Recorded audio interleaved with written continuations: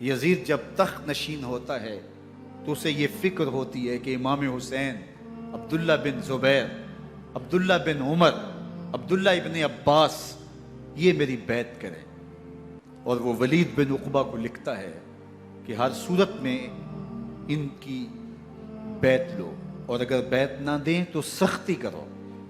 حضرت امام حسین رضی اللہ تعالی عنہ کو بلاوا آتا ہے کہ آپ کو دارالامارت میں گورنر ہاؤس میں بلایا جا رہا ہے، ولید بن عقبہ کا پیغام آپ کو پہنچتا ہے۔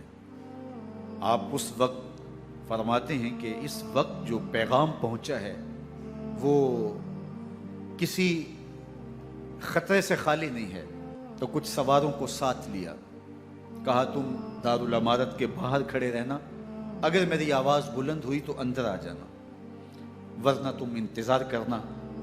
آپ اندر گئے۔ ولید بن عقبہ نے مروان کو بھی بلایا تھا۔ مروان بن حکم یہ گورنر مدینہ ولید سے پہلے رہ چکا ہے، تو اس نے مشورہ دیا کہ سختی کی جائے۔ خیر ولید بن عقبہ نے کہا کہ یہ خط ہے، حضرت امیر معاویہ کا انتقال ہو گیا اور یزید تخت نشین ہوا ہے، لہٰذا وہ آپ سے بیعت کا مطالبہ کرتا ہے۔ تو حضرت امام حسین رضی اللہ تعالیٰ عنہ نے فرمایا کہ میرے جیسا شخص یوں چھپ کے بیعت نہیں کر سکتا، اور آپ واپس پلٹے۔ مروان بن حکم نے ولید بن عقبہ کو کہا کہ یہ موقع ہے، جانے نہ دیا جائے، اگر یہ نکل گئے تو دوبارہ تم قابو نہیں پا سکو گے اور انہیں یہیں قتل کر دیا جائے۔ حضرت امام حسین رضی اللہ تعالیٰ عنہ نے یہ بات سن لی۔ کہتے ہیں حضرت امام حسین انہی قدموں کے بل واپس پلٹے اور مروان بن حکم سے مخاطب ہو کے کہا، مروان کیا بول رہا ہے؟ وہ خاموش ہو گیا۔ فرمایا تو جانتا نہیں ہم کون ہیں؟ آنا حسین ابن علی ابن ابی طالب، میں حسین ہوں، میں علی کا بیٹا ہوں، ہمارے گھر میں قرآن اترتا رہا ہے، وحی کا نزول ہوتا رہا ہے، اور یزید فاسق ہے، فاجر ہے، مسلمانوں کا قاتل ہے اور شرابی ہے، میں ڈنکے کی چوٹ پہ یزید کی بیعت سے انکار کرتا ہوں۔ بس حیدری کچھار سے محمدی شیر نکل آیا ہے۔ اب اوسان خطا ہو گئے، راستہ چھوڑ دیا، واپس آئے، سیدہ زینب سے ملے، کہا مدینے کو چھوڑنا پڑے گا۔ کہا بھیا کیا ہوا؟ کہا یزید بیعت لینے پہ مصر ہے اور میں کسی صورت بھی بیعت نہیں کروں گا۔ رسول اللہ کا مدینہ ہمارے خون سے لالہ زار بنے گا، میں نہیں چاہتا کہ حضور کے شہر نور کی حرمت پامال ہو۔ دوستو وہ کیسا منظر ہوگا جب حسین ابن علی نے آخری حاضری حضور کے روضے پہ دی ہو۔ حاجی یا معتمر 10 دن کے لیے، 8 دن کے لیے، 20 دن کے لیے مدینہ المنورہ عارضی سکونت اختیار کرتا ہے، اور حضور کے روضہ انور سے، اس شہر نور سے، ان گلیوں سے، ان بام و در سے ایسا مانوس ہو جاتا ہے کہ جب واپس پلٹ رہا ہوتا ہے ان دعاؤں کے ساتھ کہ دوبارہ آنا بھی نصیب ہو، اور اسے لگتا ہے کہ میں دوبارہ بھی بلایا جاؤں گا، لیکن اس کے باوجود شہر حبیب چھوڑنا قیامت سے کم نہیں ہوتا۔ اعظم چشتی مرحوم آخری بار جب حضور کے روضہ انور پہ گئے تو بیمار تھے، ویل چیئر پہ تھے۔ باب بقی سے باہر نکلے تو خادم سے کہا کہ میری ویل چیئر پیچھے سے کھینچو تاکہ میرا رخ روضہ انور کی طرف رہے، اور وہ پیچھے سے کھینچتا چلا جا رہا ہے، اور جب باب مکہ سے پیچھے جنت البقیع کے قریب سے گنبد خضرا نگاہوں سے اوجل ہونے لگا تو اعظم چشتی مرحوم نے کہا، جان بدن سے نکلتی ہے اعظم، جان بدن سے نکلتی ہے اعظم، کوئی آسان ہے مدینے سے جدا ہونا، کوئی آسان ہے مدینے سے جدا ہونا۔ یہ اس شخص کی کہانی ہے جو 10 دن، 5 دن، مہینہ، 2 ماہ وہاں رہتا ہے، اور پھر اس شہر کو چھوڑ کے آنا اس کے لیے آسان نہیں ہوتا۔ اور مجھے بتاؤ کہ حسین جو پیدا مدینے میں ہوا، جس کے گھر کا دروازہ مسجد نبوی کے اندر کھلتا تھا، جو مسجد نبوی کے اندر پرورش پا کے جوان ہوتا ہے اور مدینے کی گلیوں میں کھیلتا رہا، اس حسین ابن علی کے لیے مدینہ چھوڑنا، اور پھر وہ اس بات کا علم اور شعور رکھتے تھے کہ یہ آخری بار حضور کے در پہ حاضری ہے، دوبارہ اس شہر نور میں نہیں آ سکوں گا، تو کیا قیامت ہوگی اور کیا منظر ہوگا۔ محمد بن حنفیہ کے علاوہ خاندان نبوت کے جتنے لوگ تھے ان سب نے شہر مدینہ کو الوداع کہا، اور رات کے موقع میں مدینہ المنورہ کو، مسجد نبوی کو چھوڑ کر کے مکہ کی جانب عازم سفر ہوئے۔ 3 شعبان المعظم کو مکہ المکرمہ پہنچتے ہیں، ادھر کوفیوں کے خطوط آنے شروع ہو جاتے ہیں۔ حضرت امام حسین رضی اللہ تعالیٰ عنہ مسلم بن عقیل رضی اللہ تعالیٰ عنہ کو صورتحال معلوم کرنے کے لیے بھیج دیتے ہیں۔ 40,000 کوفی آپ کے ہاتھ پہ بیعت کر لیتے ہیں۔ ادھر 25 پیدل حج کرنے والے حضرت امام حسین 8 ذی الحج کو احرام باندھتے ہیں، لیکن آپ کو پتہ چلتا ہے کہ حاجیوں کے روپ میں قاتل چھپا دیے گئے، تو آپ اس احرام کو حج کی بجائے عمرے میں بدلتے ہیں اور کوفے کی جانب عازم سفر ہوتے ہیں۔ کائنات والو، ذرا سینے پہ ہاتھ رکھ کے دیکھو کہ یہ کتنا مشکل مرحلہ تھا۔ اس دین کی آبرو کو بچانے کے لیے حضرت امام حسین رضی اللہ تعالیٰ عنہ نے کتنا بڑا قدم اٹھایا۔ آپ کے بہیخہ دوست احباب عبداللہ بن عمر یہ سارے روکتے ہیں، عبداللہ بن عباس کہتے ہیں حضرت نہ جائیے، الکوفی لا یوفی، کوفی کبھی وفا نہیں کرتے، آپ کے والد کو وہاں شہید کیا گیا، لیکن آپ ایک فرض کو نبھانے جا رہے ہیں۔ میرے غم گسارو میرے مہربانوں، نہ روکو مجھ کو جانے دو، مجھے نانے کے دی کی ڈوبتی کشتی بچانے دو، میں جاتا ہوں کہ دنیا پر وفا کا نام رہ جائے، میں رہوں نہ رہوں پر عظمت اسلام رہ جائے۔ میں نہیں جاتا تو نبی کے گھر کی آن جاتی ہے، میں نہیں جاتا تو نبی کے گھر کی آن جاتی ہے، تمہارا دین جاتا ہے میری غیرت ایمان جاتی ہے۔ حضرت امام حسین یہاں سے چلتے ہیں، ابھی راستے میں ہی پہنچتے ہیں کہ یہ خبر آتی ہے کہ کوفے والوں نے بے وفائی کر دی، حضرت مسلم بن عقیل رضی اللہ تعالیٰ عنہ کو شہید کر دیا گیا، نعمان بن بشیر معزول کر دیے گئے، ابن مرجانہ ابن زیاد وہاں متعین کر دیا گیا جو سخت گیر شخص تھا، اور اس نے لوگوں کو ڈرایا دھمکایا اور کوفے کے لوگوں کے دل بدل گئے اور وہ بیتیں توڑنے لگے۔ وہ منظر مسجد کوفہ کا کتنا دلگداز تھا، جب امام نماز کے لیے کھڑے ہوئے تو 40,000 لوگ آپ کے پیچھے تھا۔ جب سلام پھیرا اور امام نے دیکھا کہ پیچھے لوگ نہیں ہیں، پھر لوگوں نے اپنے دروازے بھی بند کر لیے۔ رات کی تنہائیاں ہیں اور حضرت مسلم بن عقیل کو کوئی پناہ دینے والا نہیں ہے، لوگوں نے دروازے بند کر لیے کہ کہیں ہمارے گھر میں نہ آ جائیں اور ہم مشقت اور حکومتی تشدد کا شکار نہ ہوں۔ کتنا دردناک لمحہ ہے حضرت مسلم بن عقیل رضی اللہ تعالیٰ عنہ پہ، اور پھر حضرت مسلم بن عقیل بے دردی سے شہید کر دیے جاتے ہیں۔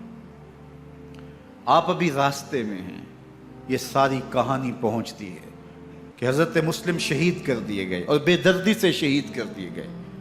وہ جنہوں نے خط لکھے تھے کہ ہم آپ کے ساتھ ہیں اور ہم منتظر ہیں، چشم برا ہیں، آپ کے قدموں کی چاپ سننے کے لیے بےتاب ہیں، آج انہوں نے بیتیں توڑ دی، 40,000 کوفی منحرف ہو گئے۔ مسجد کوفہ کا وہ منظر کس قدر روح کو تڑپا دینے والا تھا۔ ہم پچھلے سال عصر اور مغرب کے درمیان جب کوفہ پہنچے تو سورج ڈوبنے کے قریب تھا. میں نے اپنی زندگی میں اتنا اداس موسم کہیں نہیں دیکھا جتنا اداس موسم کوفے میں دیکھا. ایسے لگتا تھا جس طرح کوفے کی آب و ہوا آج بھی شرمندہ ہے. جو مسلم بن عقیل اور خاندان نبوت کے ساتھ اہل کوفہ نے کیا، حضرت امام حسین رضی اللہ تعالیٰ عنہ کو ان کے بہی خواہوں نے، اعزاء نے، اقربا نے، دوستوں نے، آوان و انصار نے، ساتھیوں نے کہا کہ حضرت حالات یکسر تبدیل ہو گئے، اب ہمیں مراجعت کر جانی چاہیے، واپس پلٹ جانا چاہیے. تو حضرت امام حسین کافی سوچ بچار میں رہے. پھر اس کے بعد آپ نے فیصلہ کیا کہ ہم آگے بڑھیں گے. دوستوں نے کہا کہ حضرت اگر آپ آگے بڑھیں گے تو ہمیں لگتا ہے کہ وہ آپ کے ساتھ سلوک اچھا نہیں کریں گے اور آپ بچوں کے سامنے پیاسے شہید کر دیے جائیں گے. تو حضرت امام حسین رضی اللہ تعالیٰ عنہ نے وہاں ایک خطبہ ارشاد فرمایا کہ لوگوں تم جو مجھے بتا رہے ہو مجھے اچھی طرح معلوم ہے. جو تم مجھے منظر پیش کر رہے ہو وہ میری نگاہوں میں ہے، اور جو کچھ ہونے والا ہے چشم تصور وہ منظر دیکھ رہی ہے. کیونکہ حضرت امام حسین رضی اللہ تعالیٰ عنہ کی شہادت کی خبر حضرت امام حسین کے پیدا ہوتے ہی خاندان نبوت میں عام تھی. حضور علیہ الصلوۃ والسلام کو یہ بات جبریل امین نے آ کے بتائی تھی جب حسین ابن علی کے ساتھ حضور محبت کا اظہار کر رہے تھے. تو یہ جبریل امین نے آ کے کہا تھا حضور آپ کا یہ بیٹا ارض طف میں شہید کر دیا جائے گا، اور کربلا کی مٹی لا کے حضور کو دی اور ام سلمہ کو حضور نے عطا کر دی. حضرت ام سلمہ کہتی ہیں کہ ایک دن میں سوئی تو خواب دیکھا کہ حضور کے مبارک بال بکھرے ہوئے ہیں اور سخت پریشان ہیں. تو میں نے کہا کہ حضور آپ کی یہ کیا حالت ہے؟ وَبِيَدِهِ قَارُورَةٌ، اور حضور کے ہاتھ میں ایک شیشی ہے، فیہا دمن، جس کے اندر خون ہے. تو میں نے کہا حضور یہ کیا؟ فرمایا میں قتل گاہ حسین سے آ رہا ہوں اور یہ حسین ابن علی کا خون ہے. تو کہا 10 محرم کا دن تھا، دوپہر کا یہ منظر تھا، میں کیلولہ کر کے اٹھی. جب میں نے دیکھا تو وہ شیشی جس میں کربلا کی مٹی رکھی تھی وہ خون بن چکی تھی. تو یہ خبر پہلے دی گئی تھی، یہ بتا دیا گیا تھا. فرمایا میرے دوستو جو تم مجھے بتاتے ہو میں اس سے بے خبر نہیں ہوں، یہ سب کچھ ہونے والا ہے، لیکن اس کے باوجود میں کیوں جا رہا ہوں؟ تو آپ کا ایک تاریخ ساز جملہ ہے جو کربلا کے فلسفے کو ہمارے سامنے رکھتا ہے کہ یہ اتنا بڑا امتحان کیوں دیا. حضرت امام حسین رضی اللہ تعالیٰ عنہ نے فرمایا وَلَكُمْ فِيَّ أُسْوَةٌ، میں اس لیے جا رہا ہوں قیامت تک ظلم، جبر اور ناانصافی کے خلاف کھڑے ہونے والوں کے لیے کوئی نمونہ تو ہو. میری زندگی قیامت تک ظلم، جبر اور استحصالی نظام کے خلاف کھڑے ہونے والوں کے لیے نمونہ ہے. تو حضرت امام حسین رضی اللہ تعالیٰ عنہ نے حق اور باطل کے درمیان ایک سرخ لکیر کھینچ دی اپنے خون سے. اب حق اور باطل کا امتیاز کرنا مشکل نہیں ہے. کوئی باطل پہ اڑا رہے تو الگ بات ہے، لیکن امتیاز کرنا مشکل نہیں ہے. حدود بالکل واضح کر دی. اقبال نے یہاں کتنی خوبصورتی کے ساتھ اس مضمون کو نبھایا. سرخ رو عشق غیور از خون او، شوخی این مصرع از مضمون او، تا قیامت قطع استبداد کر، موج خون او چمن ایجاد کر. ایک جہاں آباد کر دیا، حق اور باطل کی راہیں اجال دی. اب لوگوں کو یزید کا چہرہ پہچاننے میں دیر نہیں لگتی. وقت کے ہر یزید کا چہرہ آسانی سے پہچانا جا سکتا ہے. یہ معرفت زمانے کو کروائی کس نے؟ حسین ابن علی نے کروائی رضی اللہ تعالی عنہ. تو حضرت امام حسین نے فرمایا کہ جو میرے ساتھ ہونے والا ہے میں اچھی طرح جانتا ہوں، لیکن میں اس کے باوجود آگے بڑھوں گا. پھر بڑھے اور کربلا میں جا کے خیمہ زن ہو گئے. 7 محرم کو پانی بند کر دیا گیا. پانی بند ہوا تو کھانا بھی میسر نہیں تھا، لیکن ذکر پانی کا ہوتا ہے اس لیے کہ کھانے کے بغیر انسان کئی دن کاٹ لیتا ہے، لیکن پانی کے بغیر گزر نہیں ہوتی. تو فرات کی نہر سامنے اپنی موجوں کے ساتھ چمک رہی ہے، لیکن ایک قطرہ آب بھی آل رسول کو نہیں دیا جا رہا. کائنات کے اندر ایسے انوکھے امتحان بھی ہوتے ہیں. وارثوں ساقی کوثر کے، مالک ہوں حوض کوثر کے اور بیٹے ہوں ساقی کوثر کے. اور آج ایک بوند پانی کی بھی میسر نہ ہو۔ صبر کا امتحان ہے، عزیمت کا امتحان ہے۔ حضرت امام حسین رضی اللہ تعالیٰ عنہ خیمہ زن ہو گئے، 3 دن تک پانی بند رہتا ہے۔ 9 محرم کو رات کی تنہائی میں حملہ آور ہونا چاہتے ہیں، لیکن آپ نے کہا کہ ہمیں اللہ کے حضور عبادت اور ذکر کے لیے وقت دیا جائے۔ ساری رات ذکر میں گزرتی ہے، عبادات میں گزرتی ہیں۔ رات کے اندھیرے میں آپ چراغ بجھا دیتے ہیں۔ آوان و انصار کو کہتے ہیں کہ ان کی دشمنی میرے ساتھ ہے، انہیں میرا خون چاہیے، اگر تم رات کی تاریکی میں نکل جاؤ تو میں تم سے کوئی مواخذہ نہیں کروں گا، اور یہ بھی تمہارا پیچھا نہیں کریں گے، اس لیے کہ ان کا مطلوب تم نہیں ہو، ان کا مطلوب میں ہوں۔ جب چراغ جلایا تو کوئی بھی نہیں گیا۔ مسلم بن نوسجہ کھڑے ہو کے کہتے ہیں حضرت اگر ہمارے بدن کو 70 بار کاٹا جائے اور جلایا جائے اور ہواؤں میں اڑا دیا جائے پھر بھی آپ کا ساتھ نہیں چھوڑیں گے۔ 70 سال کے بوڑھے ہیں حبیب بن مظاہر، کہتے ہیں حضرت آپ کو چھوڑ کے جائیں کہاں، آپ کو چھوڑ کے جائیں کہاں، کوئی ساتھ چھوڑنے کے لیے تیار نہیں ہے۔ پیاس ہے، سخت گرمی ہے، کربلا کا ماحول ہے، 72 افراد اور خاندان کی خواتین میدان کربلا میں خیمہ زن ہیں۔ دوسری طرف لشکر اعداء اشقیا 22,000 کی تعداد میں مقابلے میں، ایک روایت 30,000 کی ہے۔ ان صرف 72 پیاسے لوگوں کے لیے اتنے لوگوں کو جمع کرنے کا مقصد خوف زدہ کرنا تھا۔ شرط ہے کہ یا یزید کی بیعت کر لیں، محاصرے توڑ دیں گے، پانی دستیاب ہوگا، اعزاز و اکرام سے نوازا جائے گا، خزانوں کے منہ کھول دیے جائیں گے۔ لیکن حسین ابن علی کہتے تھے سب کچھ لٹ جائے گا، باطل کے ہاتھ پہ ہاتھ نہیں رکھا۔ اللہ اکبر۔ اب صبح طلوع ہوتی ہے، عاشور کا دن چڑھتا ہے، سورج اپنی پوری تمازت کے ساتھ گرمی برسا رہا ہے۔ آج خاندان نبوت کا امتحان زمانے نے دیکھنا ہے۔ رسول اللہ کا لعاب چوسنے والا اس کے صبر کا آج امتحان ہے۔ حضور کے کندھوں پہ کھیلنے والے حسین کا آج امتحان ہے۔ اللہ اکبر۔ حسین ابن علی تمام حجت کرتے ہیں میں نے تمہارا کچھ نہیں بگاڑا، میں نے کسی کا خون نہیں کیا، میں نے کوئی زیادتی نہیں کی، تم کیوں میرے قتل کے در پہ ہو؟ تم جانتے نہیں میں کون ہوں؟ میں تمہارے نبی کا نواسا ہوں، رسول اللہ صلی اللہ علیہ وآلہ وسلم کے کندھوں پہ کھیلتا رہا ہوں، حضور کا لعاب چوستا رہا ہوں، اور میں بوسہ گاہے رسول صلی اللہ علیہ وآلہ وسلم۔ لیکن ان اشقیاء کے دل پر کوئی چیز اثر انداز نہیں ہوتی۔ ایک ہور ہے، اللہ اس کے دل میں نرمی ڈالتا ہے۔ پہلے تو امام حسین کو گھیر کے لے کر کے آتا ہے، لیکن بعد میں وہ قافلہ یزید سے قافلہ حسین کی طرف آ جاتا ہے۔ امام حسین فرماتے ہیں تو دنیا میں بھی ہور ہے، آخرت میں بھی ہور ہے، آزادی مل جاتی ہے۔ باقی 22,000 کا لشکر جرار امام حسین کے قتل کے در پہ ہے۔ پھر تاریخ نے خاندان نبوت کا وہ انوکھا امتحان دیکھا۔ حضرت امام حسین کے بچے بالخصوص خواتین پیاس کی شدت میں حلق خشک ہیں۔ حضرت سکینہ تڑپ کے اپنے باپ سے کہتی ہیں کہ مجھے 6 ماہ کے علی اصغر کی پیاس نہیں دیکھی جا رہی۔ بچے کو ہاتھوں پہ اٹھاتے ہیں اور نہر فرات کے کنارے پہنچ کے فرماتے ہیں اشقیاء سے مخاطب ہو کے تمہارا معاملہ میرے ساتھ ہے، اس 6 ماہ کے بچے نے تمہارا کچھ نہیں بگاڑا، اور چلو بھر کے اس کا حلق سیراب کرنا چاہتے ہیں۔ ایک 2 شاخہ تیر آتا ہے جو حضرت علی اصغر کے گلے کو چیر دیتا ہے۔ راوی لکھتے ہیں کہ وہ عام تیر نہیں تھا، جانوروں کو شکار کرنے کے لیے جو بڑے تیر ہوتے ہیں وہ 2 شاخہ تیر تھا۔ وہ گردن کو کاٹ دیتا ہے، خون بہنے لگتا ہے، گردن لٹک جاتی ہے۔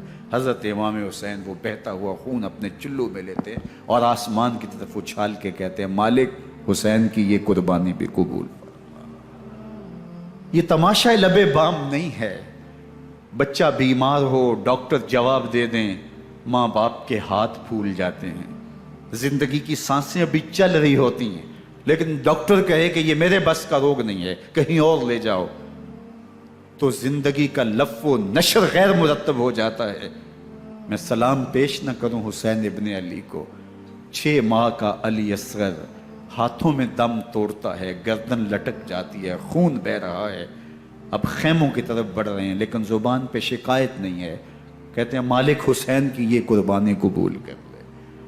اب خیموں کی طرف آنا، شہر بانو، ام رباب، سیدہ زینب، حضرت سکینہ سلام اللہ علیہا کا سامنا کوئی آسان کام نہیں تھا، لیکن حسین ابن علی آتے ہیں، شہزادے کو یہاں خیموں کے قریب رکھ کے کہتے ہیں کہ یہ حوض کوثر سے سیراب ہو گیا ہے۔ اللہ اکبر، کوہرام مچ جاتا ہے خیموں کے اندر، کیا منظر ہوگا، اور ان کو کن الفاظ کے پیرائے میں ڈھال کر کے ان کیفیات کو بیان کیا جا سکتا ہے جو اہل بیت کے خیموں کے اندر علی اصغر کی شہادت کے بعد کا منظر رقم ہو رہا ہوگا۔ اللہ اکبر، ادھر اشکیا آوازیں دے رہے ہیں، مبارزت کے لیے پکار رہے ہیں۔ زمانے نے پھر وہ منظر بھی دیکھا کہ جوان بیٹے کو 18 سال کی کمائی حضرت امام حسین میدان عمل میں بھیج رہے ہیں۔ وہ علی اکبر جو حسین کا نور نظر ہے، آنکھوں کا قرار ہے، دل کی تسکین ہے، اور پھر حضرت علی اکبر جب گھوڑے کی زین سے فرش زمین پہ گرتے ہیں تو باپ کو آواز دیتے ہیں، اور حضرت امام حسین جو ہے وہ آگے جا کے بیٹے کی لاش اٹھاتے ہیں۔ اللہ اکبر، 18 سال کے بیٹے کی لاش کو کندھوں پہ اٹھا کے خیموں تک لاتے ہیں اور ہاتھ پھیلا کے کہتے ہیں مالک حسین کی یہ قربانی بھی قبول فرما۔ کبھی قاسم بن حسن کی لاش اٹھا کے لاتے ہیں، کبھی اونو محمد کی لاشیں اٹھا کے لاتے ہیں، بتیجوں کی، بھانجوں کی، بھائی عباس کے کٹے ہوئے بازو اور زخموں سے چھدا ہوا لاشا۔ کیا کیا قیامتیں تھیں جو اس کربلا کے ایک میدان کے اندر نہیں توڑی گئیں۔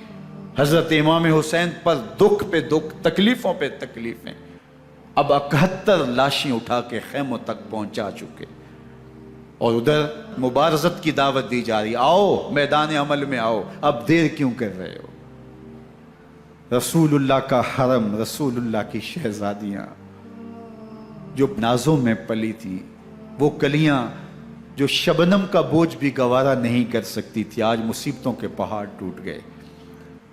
حضرت امام حسین کبھی شہربانوں کو، کبھی ام رباب کو دلاسہ دیتے ہیں، کبھی حضرت زینب کو کہتے ہیں۔ حضرت زینب کربلا کے اس میدان کے اندر بڑے حوصلے کے ساتھ اپنے بھائی کے ساتھ کھڑی رہی، اپنے 2 بیٹے راہ خدا میں پیش کیے، ان کی لاشیں وصول کی، لیکن زینب جس جرأت کے ساتھ، جس پامردی کے ساتھ اس سارے منظر کو حوصلے کے ساتھ سہتی رہی، وہ یقیناً حوصلہ سیدہ زینب سلام اللہ علیہا کا ہی ہے، لیکن یہ وہ منظر تھا کہ زینب کا دل بھی ڈول گیا جب حسین ابن علی گھوڑے پہ بیٹھنے لگے اور ان کو گھوڑے میں بٹھانے والا کوئی نہیں تھا، اور جو بھی سوار جاتا پھر واپس اس کی لاش ہی آتی اور حسین ابن علی لے کے آتے۔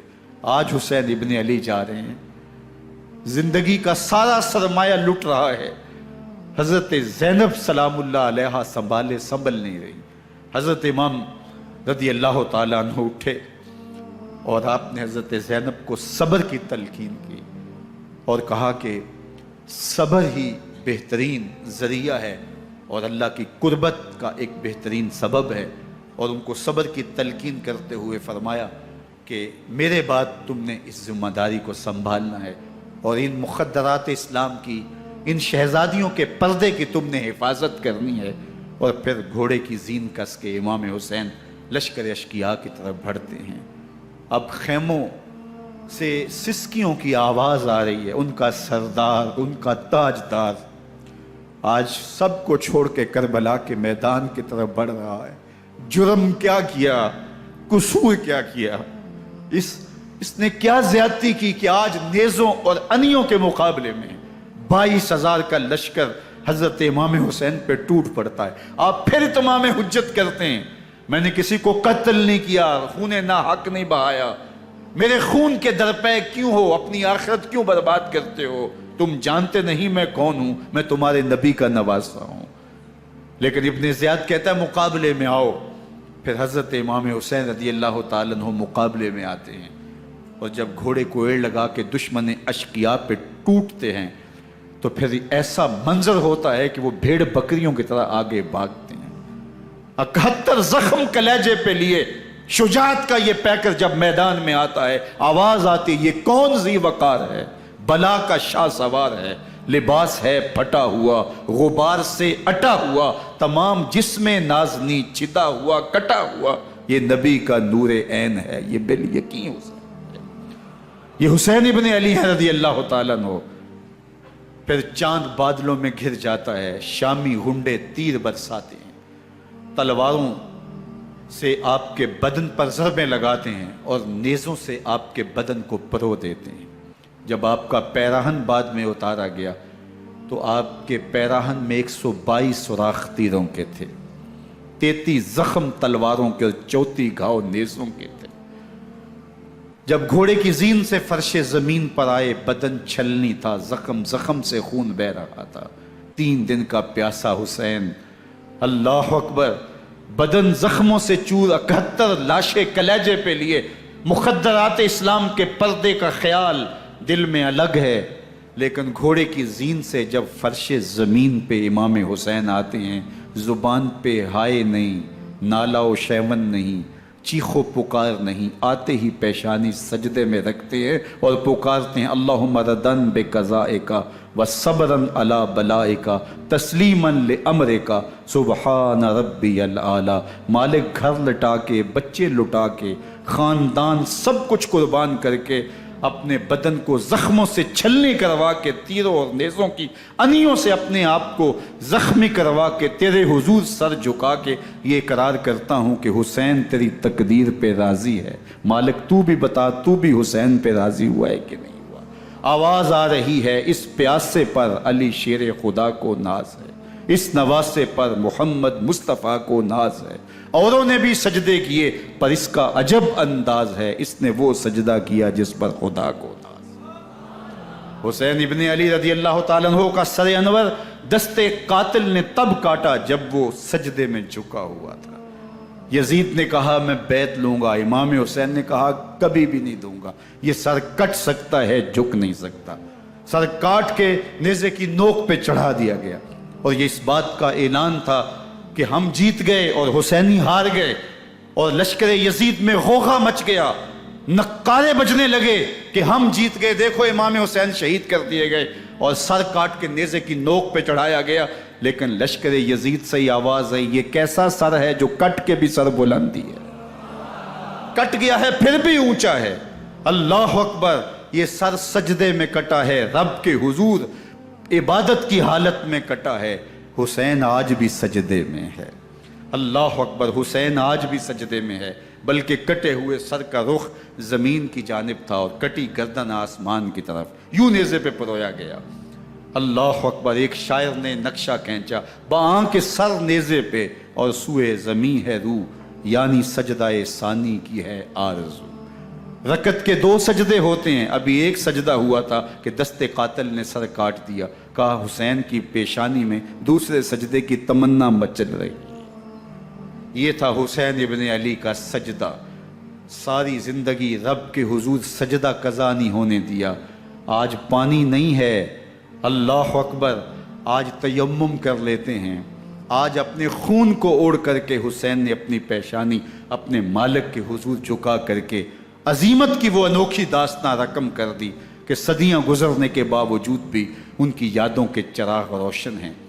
جب حضرت امام حسین اور دوسرے آیان و انصار کو شہید کر دیا گیا تو ان کے سر نیزوں کی نوک پہ چڑھا دیے گئے، حضرت امام حسین کا کٹا ہوا سر اور باقی 71 افراد کے کٹے ہوئے سر نیزوں کی نوک پہ، اور 10 سواروں کو ابن سعد نے کہا کہ ان کو رون دو، اور گھوڑوں کی ٹاپوں تلے حضرت امام حسین رضی اللہ تعالیٰ عنہ اور ان کے آوان و انصار کو جو ہے وہ روندا گیا، حتیٰ کہ ان کی استخوان مبارک، ان کی ہڈیاں بھی چور چور ہو گئیں۔ روننے سے قبل ان کا لباس اتار لیا، ان کے کپڑے اتار لیے گئے۔ اللہ اکبر، کیسی دردناک گھڑیاں تھیں۔ یزید کے یہ کرتوت تھے، ادھر اہل مدینہ کو ستایا، ادھر اہل مکہ کو ستایا، اور رسول اللہ صلی اللہ علیہ وسلم کے خانوادے کی بے حرمتی اور توہین کی۔ نہ صرف انہیں قتل کیا گیا، ان کی لاشوں پہ گھوڑے دوڑائے۔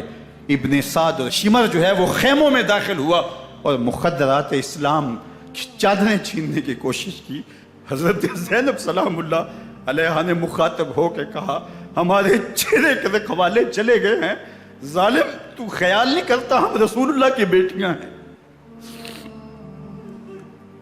حضرت شہربانو، حضرت زین العابدین اور حضرت زینب سلام اللہ علیہم، ان تینوں کو ایک اونٹ پہ باندھا گیا اور باقی اونٹوں پہ باقی سادات کو، حضور کی شہزادیوں کو باندھا گیا، رسیوں میں جکڑا گیا اور اونٹوں پہ باندھ کر کے کوفے کی جانب آگے آگے شہیدوں کے سر چل رہے ہیں اور پیچھے یہ قافلہ چل رہا ہے۔ اور جب یہ قافلہ وہاں سے گزرا جہاں لاشیں پڑی تھیں، امام زین العابدین 14 سال کے تھے اور بیمار تھے اور ان کا حوصلہ نہ ہوا، وہاں غشی ان کے اوپر آنے لگی اور وہ منظر ابن کثیر نے، باقی لوگوں سب نے لکھا ہے کہ پھر جب ان کی یہ حالت ہوئی تو پھر سیدہ زینب سلام اللہ علیہ، جنہوں نے ابھی تک بڑے حوصلے کے ساتھ ساری مشکلات کا مقابلہ کیا تھا، اب ان کے بندھن ٹوٹ گئے اور آنکھوں سے آنسو بہنے لگے اور سیدہ زینب تھے امام حسین رضی اللہ تعالیٰ عنہ کی لاش پہ کھڑے ہو کے، اور وہ روندی ہوئی لاش، ٹوٹی ہوئی ہڈیاں اور وہ برینا بدن، کٹا ہوا سر نیزے کی نوک پہ اور لاش یہ پڑی ہے، تو حضرت سیدہ زینب نے مدینے کی طرف منہ کر کے جو ہے وہ حضور سے فریاد کی، یا محمد آہو، یا محمد آہو، ھذا حسین بالآراء مزمل بالدماء، یا محمد آہو بناتوں کا سبایا۔ یا رسول اللہ، اے پیارے آقا، یا جدہ ہو، اے ہمارے نانا محترم، یہ دیکھیے آپ کا حسین پڑا ہوا ہے، بدن سے کپڑے اتار لیے گئے، خاک ہوائیں اڑا رہی ہیں اور اس کے اوپر چادر جو ہے وہ مٹی کی پڑ گئی ہے، حضور آپ کی اولاد کاٹ دی گئی، اور پھر کہا بناتوں کا سبایا، حضور دیکھیے آپ کی بیٹیوں کے ہاتھ باندھ دیے گئے ہیں، اونٹوں پہ کس دیا گیا ہے، سر شہیدہ آگے آگے چل رہے ہیں اور حضرت سیدنا امام حسین کا آگے آگے سر ہے۔ راستے کے اندر ایک جگہ آئی، رات گزری اور ان کو اتارا گیا۔ رات کا موقع تھا، ایک خاتون آئی اور اس نے کوئی کھانا پیش کیا ان کو اور کہا کہ میں کسی زمانے میں حضرت سیدہ فاطمہ تو زہرا کی نوکری کیا کرتی تھی، ان کی لونڈی تھی، ان کی کنیز تھی، اور آج مجھے پتہ چلا کہ آپ لوگ گزر رہے ہیں تو میں نے کہا کہ میں اپنی مخدومہ کے خاندان کی خدمت کروں۔ اور پھر اس نے کہا کہ اس وقت سیدہ کی گود میں ایک 6-7 ماہ کی بچی تھی جس کو زینب کہا کرتے تھے، تو سیدہ زینب نے کہا کہ اماں اگر پہچانتی ہو تو وہ یہ تاراج اور لٹا ہوا کارواں پھر وہاں سے کوفے میں کیسے پہنچا، اور کوفے کے اندر سیدہ زینب سلام اللہ علیہ نے وہ یزید کے دربار میں، ابن زیاد کے دربار میں وہ جرأت آمیز جو باتیں کہیں، اللہ اکبر، زینب کی زبان میں علی کی خطابت بول رہی تھی، اور پھر دشمن اور دوست سارے رونے لگے، اور وہ کیا دل گداز منظر تھے، اور پھر یہ سروں کا قافلہ اور سادات کرام کا مشکیں کسی ہوئی ہیں اور اونٹوں پہ باندھے ہوئے، ان کو وہاں سے پھر قادسیہ اور قادسیہ سے پھر دمشق یزید کے دربار میں پہنچایا گیا، اور وہاں سے یہ لٹے ہوئے خانمہ برباد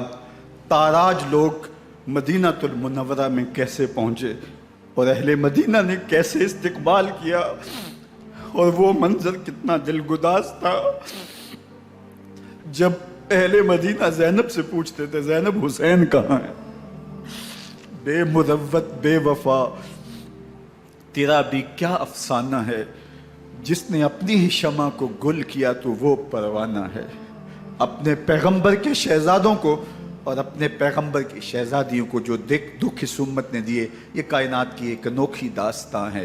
اللہ ہمیں اسوہ شبیری پہ عمل کی توفیق عطا کرے اور ان کے نقوش پاک کی برکتیں دے، اہل بیت کی محبت ہماری روحوں میں جذب کر دے، اور جس عظیمت کے ساتھ، جس حوصلے کے ساتھ انہوں نے دکھوں کو جھیلا، جو دہکتی آگ کے شعلوں پہ سویا وہ حسین، جو جواں بیٹے کی میت پر نہ رویا وہ حسین، جس نے سب کچھ کھو کے کچھ نہ کھویا وہ حسین، مرتبہ اسلام کا جس نے دوبالا کر دیا خون نے جس کے دو عالم میں اجالا کر دیا، جو کہ سوزے غم کو سانچے میں خوشی کے ڈھال کے، مسکرایا موت کی آنکھوں میں آنکھیں